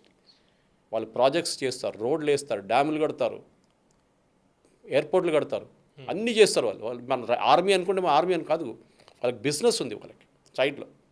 ఆర్మీ ఒక చిన్న పని, they are not a regular army. Iranian army separate ఉంది, 6 లక్షల మంది, వాళ్ళు దీంట్లో ఇన్వాల్వ్ కాదు, వాళ్ళు అసలు దీంట్లో రారు కూడా. వీళ్ళు చెప్పింది వేదం అక్కడ. సో దానికోసం వీళ్ళు ఐఆర్జీసీ పెట్టుకున్నారు, ఎందుకంటే కొమేనీకి ఎప్పుడు డౌట్ ఉండే ఈ ఇరానియన్ ఆర్మీని ట్రైన్ చేసింది ఒరిజినల్ అమెరికన్స్. సో వీళ్ళు ఎప్పుడు అమెరికా పని చేస్తారు, రేపు మా అమ్మాయి జరుగుతారని చెప్పి దానికోసం ఐఆర్జీసీ క్రియేట్ చేశారు. వీళ్ళేమో 120,000 మంది ఐఆర్జీసీ, వాళ్ళని రేపు ఫినిష్ చేయడానికి ఎక్కువ టైం పట్టదు, బహుశా అదే చేస్తున్నారు. సో మన ఓల్డ్ ఒక సేయింగ్ ఉంది, మీరు కప్పని తీసుకొని నీళ్ళు వేస్తే వేడి నీళ్ళు వేస్తే అది దుంకేస్తుంది బయటికి. మీరు చల్ల నీళ్ళు వేయండి, అది అక్కడే ఉంటుంది, మెల్లగా హీట్ పెంచుకొని పోండి. దానికి అర్థం కాదు, తెలిసే ముందు అది పోతుంది, నీళ్ళు మొత్తం వేడైపోతుంది అప్పుడు. ఇది కూడా అదే strategy, okay. Slowly kill it.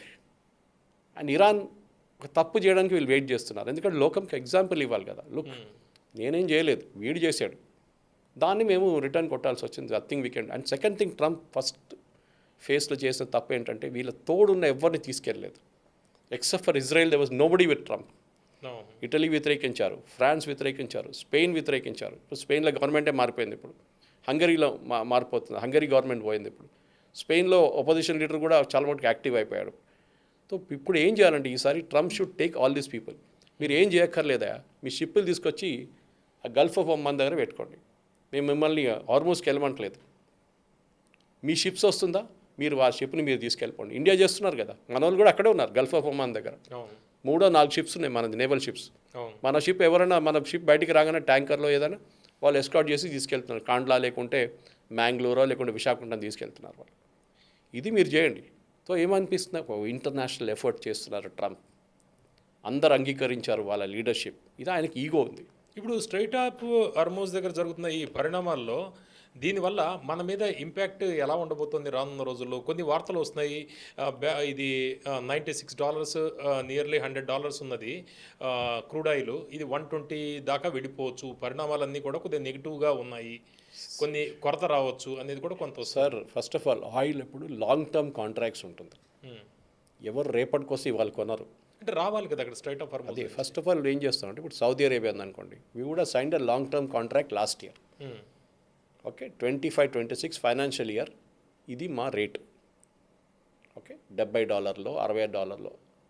మీకు యుద్ధం వచ్చిందో రాలేదో ఏం మాకు తెలియదు. There is one clause call force majeure, అది ఖతార్ యూస్ చేశారు, ఈవెన్ సౌదీ అరేబియా కూడా యూస్ చేశారు. ఫోర్స్ మెజార్ ఏంటంటే, నేను మీతో కాంట్రాక్ట్ చేసుకున్నాను, మీరు నాకు ప్రతి నెల 100 మిలియన్ బ్యారెల్ సప్లై చేస్తారు, కానీ మీ మీద వచ్చి బాంబు పడ్డది, మీరేం చేస్తారు? టెక్నికలీ మీరు మీద కేసు వేయచ్చు.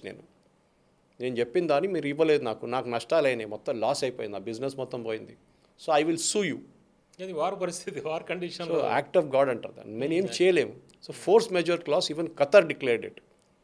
వాళ్ళ క్లయింట్స్ అందరికీ చెప్పేశారు, మా మీద బాంబు పడ్డది, మా గ్యాస్ ఫీల్డ్ మొత్తం పోయింది, మాకు 5 సంవత్సరాలు పడుతుంది, కానీ we will start slowly and రాగానే మీకే ఫస్ట్ ప్రయారిటీ ఇస్తామని చెప్పి. సేమ్ సౌదీ అరేబియా అరామ్కో మీద కొట్టినప్పుడు. సో మీరు చెప్పిన దానికి షార్ట్ టర్మ్ పెయిన్ ఉంటుంది డెఫినెట్గా, ఎందుకంటే ఈ యుద్ధం ఎక్కువ రోజుల గురించి తీసుకెళ్ళకూడదు. ట్రంప్ కూడా తెలుసు, ఎందుకంటే డొమెస్టిక్ ఆడియన్స్ అక్కడ చాలా కోపంలో ఉన్నారు. ఈ also wants to finish it in 2 or 3 weeks. ఇది కూడా వాళ్ళు అనుకున్నారు 1-2 రోజులు అయిపోతుంది, 3 రోజులు అయిపోతుంది అనుకున్నారు యుద్ధం, కానీ ఇప్పుడు ఎంత అయింది? ఇప్పుడు 44-45 రోజులు అయింది వాళ్ళు, ఏ రిజల్ట్ లేదు. So he has to bring a result 100%.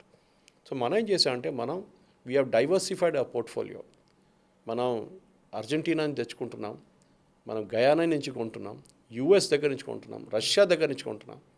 And Russia ఇప్పుడు ఇంటర్నేషనల్ రేట్లు అమ్మే రేట్ కాదు మనకు అమ్మేది, ఎందుకంటే మనం రష్యా దగ్గర నుంచి ఎవరు కొనలేదన్నప్పుడు, only China was buying from Russia. Russian oil ఎవరు కొనలేనప్పుడు మనం వెళ్ళి కొన్నాం రష్యా దగ్గర నుంచి. చాలా రిస్క్ తీసుకున్నాం. యూఎస్ మన మీద ఆ శాంక్షన్ ఈ శాంక్షన్ పెట్టారు దానికి. సో రష్యా ఆల్వేస్ నోస్ మాతో ఎవరెవరు ఉన్నారు మా ట్రబుల్ టైంలో, వాళ్ళు మేము హెల్ప్ చేస్తాం. కానీ ఇది ఎక్కువ రోజులు నడవదు, ఎందుకంటే ప్రతి దేశంలో ఈ ప్రాబ్లం ఉంది. ప్రతి దేశం, మీరు జర్మనీలో నాకు ఒక అబ్బాయి, పాపం మా తెలుగు అబ్బాయి, అక్కడి నుంచి ఒక మెసేజ్ పంపించాడు, సార్ చాలా కష్టం సార్, దారుణమైన పరిస్థితి సార్, కొంత మీ ఛానల్లో చెప్పండి సార్ అని చెప్పి. అక్కడ రేట్లు 3 వంతుకు పెరిగిపోయిందంట, అక్కడ 3 times కాస్ట్ ఆఫ్ లివింగ్. ఆయన అప్పుడు సాఫ్ట్వేర్ ఇంజనీర్గా పనిచేస్తూ ఊబర్ ఈట్స్లో సాయంత్రం డెలివరీ చేస్తున్నాను సార్, నేను బతకలేకపోతున్నాను అంటారు. మీరు ఇక్కడి నుంచి వచ్చే పిల్లల దగ్గర చెప్పండి సార్, చదువుకోవడానికి వచ్చిన వాళ్ళ ఉద్యోగంకి ప్లీజ్ కొంచెం మంచి సేవింగ్ కూడా తోడు తీసుకురండి, లేకుంటే మీరు బతకలేరు, లేకుంటే ఇప్పుడు రాకండి, కొన్ని రోజుల తర్వాత రండి. ఇది ప్రతి దేశంలో ప్రాబ్లం సార్. మీరు ఫిలిపీన్స్ చూడండి, ఇండోనేషియా చూడండి, శ్రీలంక చూడండి, మాల్డీవ్స్, మన మారిషియస్, వీళ్ళందరూ మారిషియస్కి మాల్డీవ్స్కి మనం ఇస్తున్నాం క్రూడ్ ఆయిల్, వాళ్ళ దగ్గర లేదు, వాళ్ళ దగ్గర రిఫైనరీ లేదు. బంగ్లాదేశ్ దగ్గర రిఫైనరీ లేదు, వాళ్ళు అంటున్నారు మాకు క్రూడ్ ఆయిల్ ఇస్తా అన్నారు ఇరాన్ వాళ్ళు, మీరు కొంచెం ప్రాసెస్ చేసి మాకు ఇవ్వండి. వాళ్ళ దగ్గర రిఫైనరీ లేవు. సో పాసిబ్లీ మనం విశాఖపట్నంలో ఎక్కడైనా ప్రాసెస్ చేసి వాళ్ళకి ఇచ్చేస్తాం. ఇది ప్రతి దేశం. So we should be thankful to our government. నేను మోదీ గారు భజన వాడలేదు, కానీ మీరు అనుకోండి ఇప్పుడు కూడా 26 రూపాయలు లాస్ట్లో అమ్ముతున్నారు 1 litre petrol government of India public sector units HPCL కానీ బీపీసీఎల్ కానీ మిగతా కంపెనీ. డీజిల్ ఏమో 27 రూపాయలు లాస్ట్లో అమ్ముతున్నారు ప్రతి లీటర్. పెద్ద ప్రాబ్లం కాదు, ఎందుకంటే ఈ ఆయిల్ కంపెనీస్ దగ్గర దీనికన్నా ముందు ప్రాఫిట్స్ చాలా ఉన్నాయి. కానీ remember they are all listed in the stock market. వాళ్ళు ఎక్కువ రోజులు ఈ లాస్ తీసుకెళ్ళారు. దీనికోసం ముందు జరిగినప్పుడు కూడా చిదంబరం గారు మీకు గుర్తుంటుంది ఆయిల్ బాండ్స్ ఇష్యూ చేశారు. బేసిక్లీ ఏంటంటే గవర్నమెంట్ అప్పు ఇచ్చినట్ల, బాబు మీకు ఈ ₹1,00,000 లాస్ ఉంది, మేము ₹1,00,000 మీకు ఇస్తున్నాం, $150 అప్పుడు రేట్లు ఫిక్స్ చేశారు. సో మేము ఇస్తున్నాం, మీరు బ్యాంక్కి వెళ్ళి డిస్కౌంట్ చేసుకోండి దాన్ని, ఓకే మీరు నడిపించుకోండి. కానీ చిదంబరం చేసిన తప్పు ఏంటంటే బడ్జెట్లో ప్రొవిజన్ ఇవ్వలేదు. అది ఎక్కడి నుంచి నా డబ్బులు రేజ్ చేయాలి కదా, చేయలేదు. ఆరు మోదీ గవర్నమెంట్ వచ్చినప్పుడు మోదీ గవర్నమెంట్కి బిల్లు ఇచ్చేసి వెళ్ళిపోయాడు, మీరు కట్టేసుకోండి అని చెప్పేసి. ఇది ఆ రోజు చేసిన తప్పు. సో మనకి వీఆర్ డైవర్సిఫైయింగ్ అవర్ పోర్ట్ఫోలియో అనమాట. ఖత్తర్ నుంచి గ్యాస్ రాకపోతే ఇంకెక్కడి నుంచి, రష్యా దగ్గర నుంచి కొనుక్కోవచ్చు, ఓకే వెనిజువేలా దగ్గర నుంచి ఆయిల్ కొంటున్నాం మనం. So we're diversifying our sources sir. ఇదంతా long term contracts, short term కాదు ఇది. యుద్ధం మొదలయ్యే ముందు రిలయన్స్ అక్కడున్న వెనిజువేలన్ ఫ్యాక్టరీతో ఒప్పందం చేసుకున్నారు. యుద్ధం తర్వాత రేటు పెంచితే వాళ్ళు కొత్త క్లయింట్స్కి పెంచుతారు, పాత క్లయింట్స్కి వాళ్ళు చేయలేరు, because you have a contract. మీరు సూ చేస్తారు, రేపు కోర్టు తీసుకెళ్తారు వాళ్ళని. సో ఎస్ ప్రాబ్లం ఉంది, లేదని కాదు. ఇప్పుడు నేను చెప్పాను చూడండి, ఆ రోజు ఫస్ట్ ఎక్స్ప్లెయిన్ కూడా చేశాను హీలియం గురించి. సెమీ కండక్టర్లో యూజ్ అవుతుంది, ఎంఆర్ఐ మిషన్స్లో యూజ్ అవుతుంది, హీలియం చాలా ప్లేసెస్ యూజ్ అవుతుంది. ప్రొపేన్ గ్యాసెస్ ఉన్నాయి, బ్యూటేన్ గ్యాసెస్ ఉన్నాయి. ఇదంతా మనకు కావాలి. ఈవెన్ మన ప్లాస్టిక్ బాటిల్స్ కానీ గ్లాస్ బాటిల్ తయారు చేసే దాంట్లో కూడా పెట్రోకెమికల్స్ లైనేజ్ ఉంటుంది దాంట్లో ఒకటి. మనం అనుకుంటాం పెట్రోకెమికల్స్ యుద్ధం మా బాటిల్తో ఏ సంబంధం, ఉన్నాయి. ప్రతి దానికి మన లైఫ్కి ఇంపాక్ట్ ఉంటుంది. కానీ మనం చేయాల్సింది ఒకటి, డిపెండెన్స్ మన పోర్ట్ఫోలియో స్ప్రెడ్ చేయాలి. రేపు ఇక్కడ యుద్ధం ఆగి ఇంకొక ప్లేస్లో యుద్ధం మొదలైతే ఏంటి, రేపు పొద్దున యూక్రెయిన్ రష్యా మీద పెద్ద ఒక దాడి చేస్తారు, వాళ్ళ ఆయిల్ ఫీల్డ్స్ మొత్తం కొట్టేస్తారు. మనం ఏం చేస్తాం అప్పుడు? మనం కాంట్రాక్ట్ సైన్ చేసుకున్నాం రష్యాతో, 20% మన ఆయిల్ ఎక్కడి నుంచి వస్తుందని, సడన్లీ 20% ఆగిపోతుంది. So you have to have a diversified portfolio, ఇమీడియట్గా స్విచ్ ఓవర్ చేయడానికి. సో అదే గవర్నమెంట్ ఆఫ్ ఇండియా నెగోషియేట్ చేస్తుంది. జయశంకర్ గారు తిరుగుతున్నారు, హర్దీప్ సింగ్ పూరి గారు తిరుగుతున్నారు, వాళ్ళు వెస్ట్ ఏషియాలో ఉన్నారు, వాళ్ళు మాట్లాడుతున్నారు. యూఏఈ దగ్గర అడుగుతున్నారు, మీరు ప్రాబ్లం ఏంటి చెప్పండి, మీరు ఏమేమి ఇవ్వచ్చు మాకు. వాళ్ళు అంటారు మా రిఫైనరీని కొట్టాడు, మా అది చేశాడు ఇది చేశాడు, మేము రిపేర్ చేస్తున్నాం, we will give you 50% of what we commit. Okay ఆ కమిట్మెంట్ మేము ఇస్తున్నాం. ఇట్లనే ప్రతి దేశంలో తిరుగుతున్నారు వాళ్ళు. ఇప్పుడు నెక్స్ట్ 7 days ఏం జరగబోతోంది? ఎందుకంటే ఇజ్రాయెల్ని కూడా మనం కలుపుకుని మాట్లాడదాం. ఇప్పుడు నెక్స్ట్ 7 days ఇజ్రాయెల్ వాళ్ళ పని చూసుకుంటారు సార్. వాళ్ళు ఇప్పుడైతే ఇరాన్ వచ్చి కొట్టరు, అంటే వేలు పెడుతుంది అంత వాడే కదా, కరెక్ట్. కానీ ఇరాన్ వచ్చి ఇప్పుడు వాళ్ళు ఏం చేయరు. యూఎస్ ఏం చూస్తున్నారంటే ఎట్లయినా ఈ సీజ్ ఫైర్ని పక్కన తీసి పడేద్దామని చూస్తున్నారు. సీజ్ ఫైర్ పెద్ద ప్రాబ్లం అయిపోయింది. ట్రంప్కి ఒక ప్రాబ్లం ఉంది, మీరు ఆయన ఒక వీడియో కూడా వచ్చింది, మీరు చూస్తుంటారు. ఆయన ఏం చెప్తే 2 weeks అంటాడు. అవును ఊత పదం అది. ఆయన ప్రతి దానికి 2 weeks అంటారు. అట్లనే ఇది కూడా 2 weeks అని చెప్పేసిండు. ఇది 1 week ఉంటే బాగుంటుండే, ఇప్పుడు దాకా అయిపోతుండే సీజ్ ఫైర్. 2 weeks అంటాడు. ఆ 2 weeks అయిపోయినా అంతా ఇది. ఎనీవే దోస్ నో పాయింట్, ఇప్పుడు బేర్ చేయాల్సిందే. కానీ ఈ 2 వారాల్లో దే ఆర్ గెటింగ్ ప్రిపేర్డ్. వాళ్ళ ఆర్మీ, వాళ్ళ నేవల్ షిప్స్ స్పెషలీ వాళ్ళు మొత్తం దాన్ని రీసప్లై చేస్తున్నారు. డిగో గాషియాకి వెళ్ళారు చాలా మటుకు షిప్స్. ద రీఫిట్టింగ్ రిపేరింగ్ అన్నీ చేయించుకొని మళ్ళీ ఫ్రెష్గా వస్తున్నారు వాళ్ళు. సప్లైస్ కూడా తెచ్చుకున్నారు వాళ్ళు. ఇంకొక 2 వారాలు 3 వారాలు వాళ్ళు అదే రీజన్లో ఉంటారు. అంటే కర్గ్ మీద కూడా దాడి చేస్తారు, ఇన్ఫ్రాస్ట్రక్చర్ మీద, ఆయిల్ ఇన్ఫ్రాస్ట్రక్చర్ మీద. That is all. కర్గ్ మీరు దాడి చేయక్కర్లేదు, మీరు చేస్తున్న గేమ్ ఆడితే చాలు, చుట్టుముట్టేస్తే సరిపోతుంది. మీరు అలా చేయట్లేదు, ఆయిల్ ఖతం అయిపోయింది, ఏం చేసుకుంటారు? రేపాడు ఏమి వచ్చి ఆడుతాడు ఇరాన్, లాస్ట్లో డీల్ చేయాల్సి వస్తుంది వాళ్ళకి. అంటే మొదట్లో ఉన్న స్ట్రాటజీ ఇప్పుడు స్ట్రాటజీ మారింది. ఐ థింక్ చాలా మారింది. Trump made lot of blunders to start. ఎందుకంటే ఫస్ట్ ఆయన అరెగెన్స్ ఏముండంటే మేము కొట్టేయంగానే ఇక రెజీమ్ పడిపోతుంది అనుకున్నాడు. అది మీ ఎనిమీని అండర్ ఎస్టిమేట్ చేశారు మీరు. ఇరానియన్ రెసిలియన్స్ మీరు అండర్ ఎస్టిమేట్ చేశారు. మీరు సద్దాం హుసేన్ దగ్గర నుంచి నేర్చుకోవాలంటే 8 year వార్లో సద్దాం హుసేన్ ఎంత ట్రై చేశాడు ఇరాన్ని కొట్టడానికి, కాలేదు. ఆ టైంలో కూడా స్ట్రెయిట్ ఆఫ్ హార్మూజ్ మీద దాడి జరిగింది, ట్యాంకర్ల మీద. Iran learned a lesson then. మా దగ్గర ఒక ట్రంప్ కార్డు ఉందంటే రేపు స్ట్రెయిట్ ఆఫ్ హార్మూజ్ బంద్ చేసేస్తాం. అమెరికా ఎప్పుడు వాళ్ళ కళలో కూడా ఆలోచించలేదు ఇది. That they used it without firing a single weapon. వాళ్ళు స్ట్రెయిట్ ఆఫ్ హార్మూజ్ని బంద్ చేసి పడేశారు. That is mistake America. మీరు మీ వార్ సెనారియోలో ఇదంతా ప్లాన్. ట్రంప్ మొన్న కూడా అడిగారు మీకు ఏమైనా ప్లాన్ బి ఉందంటే, why is the need for plan B అన్నాడు. That is the major blunder.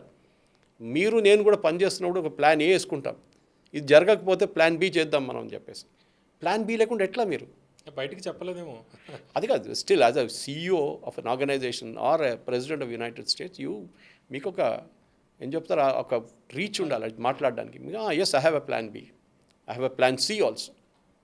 Okay, ఇది కాకపోతే ఇది, ఇది కాకపోతే ఇది, ఇది ఫస్ట్ కాకపోతే నేనేం చేయలేనిగా అంటే అయిపోయింది కథ. అది ఆ పరిస్థితి. So let us wait. I think బహుశా ఇంకా నెక్స్ట్ 2-3 డేస్లో ఏదో ఒక స్ట్రెయిట్ ఆఫ్ హార్మోస్లో ఒక చిన్న ఘర్షణ జరిగితే దాని ఇంపాక్ట్తోని మళ్ళీ యుద్ధం మొదలైంది, దాని డౌట్ లేదు. ఓకే. ఇరాన్ ఏదైనా పొరపాటు చేస్తుందా అనేది ట్రంప్ ఎదురు చూస్తున్నాడు. అయితే రానున్న రోజుల్లో మాత్రం ఇరాన్ భవిష్యత్తుకు మటుకు చాలా ఇబ్బందికరమైన పరిణామాలే చోటు చేసుకునే పరిస్థితి కనిపిస్తుంది. అయితే గతంలో ట్రంప్ ఏవైతే తప్పులు చేశాడో ఆ యుద్ధానికి సంబంధించి చాలా తప్పులు చేశాడు, చాలా దెబ్బతింది యుఎస్. అదేవిధంగా యుఎస్లో కూడా చాలా ఈ వారికి సంబంధించి వ్యతిరేకత కూడా వచ్చింది. ఇవన్నీ కూడా ఇందులోంచి బయటపడడానికి ఇప్పుడు తన వ్యూహాన్ని పదును పెట్టాడు ట్రంప్. కొత్త వ్యూహంతో ముందరకెళ్ళిపోతున్నాడు. అయితే ఇరాన్ రానున్న రోజుల్లో పరిస్థితి ఎలా ఉంటుంది అనేది మనం కాలమే చెప్పాలి. మరో నెక్స్ట్ 1 వీక్ ఈ సీజ్ ఫైర్ ఉంటుంది. ఆ సీజ్ ఫైర్ తర్వాత ఈ 2 వీక్స్ ఏదైతే ఉందో అది కంప్లీట్ అయ్యాక పరిణామాలు ఎలా ఉంటాయి అనేది మనం రానున్న రోజుల్లో చూడాలి. చూస్తూ ఉండండి తెలుగు పాపులర్ టీవీ. నమస్తే.